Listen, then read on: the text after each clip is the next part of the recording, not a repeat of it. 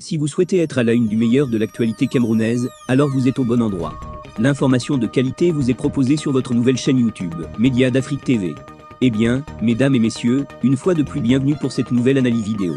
Pour vous qui êtes nouveaux, retenez que nous sommes une équipe d'experts analystes, spécialisés dans les affaires politiques, dont l'objectif majeur est de vous informer en continu des faits et gestes, politiques, économiques et sportifs qui fait rage au quotidien.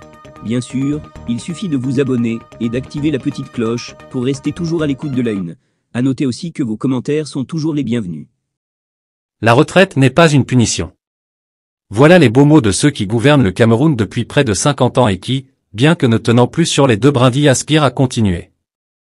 Depuis quelques heures, le président du Sénat, Marcel Nyanji Fanji, se la coule douce dans son interminable ranch de Banganté dans la région de l'Ouest. Pour le patriarche visiblement essoufflé, un comité de laudateurs a préparé toute une aide d'honneur. Des danseurs, en majorité des femmes habillées du fameux pagne, se trémoussaient le long du parcours qui de Tonga à Banganté, en passant par Bantoum et Banekan. Pour l'occasion, les médias d'État ont vite fait de parler de mobilisation spontanée alors qu'au sein des comités, se disputaient encore des enveloppes de 2000 francs CFA promises.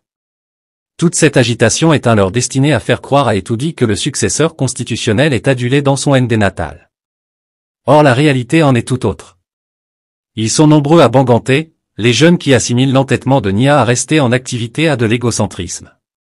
Alors que même dans l'arrière-pays, les septuagénaires ont déserté les champs, la retraite n'est pas une punition. Voilà les beaux mots de ceux qui gouvernent le Cameroun depuis près de 50 ans et qui, bien que ne tenant plus sur les deux brindilles, aspirent à continuer. Depuis quelques heures, le président du Sénat, Marcel Nyanji Fanji, se la coule douce dans son interminable ranch de Banganté dans la région de l'Ouest. Pour le patriarche visiblement essoufflé, un comité de laudateurs a préparé toute une aide d'honneur. Des danseurs, en majorité des femmes habillées du fameux pagne, se trémoussaient le long du parcours qui de Tonga à Banganté, en passant par Bantoum et Banekan. Pour l'occasion, les médias d'État ont vite fait de parler de mobilisation spontanée alors qu'au sein des comités, se disputaient encore des enveloppes de 2000 francs CFA promises. Toute cette agitation est un leurre destiné à faire croire à Etoudi que le successeur constitutionnel est adulé dans son ND natal. Or la réalité en est tout autre. Ils sont nombreux à Banganté, les jeunes qui assimilent l'entêtement de Nia à rester en activité à de l'égocentrisme.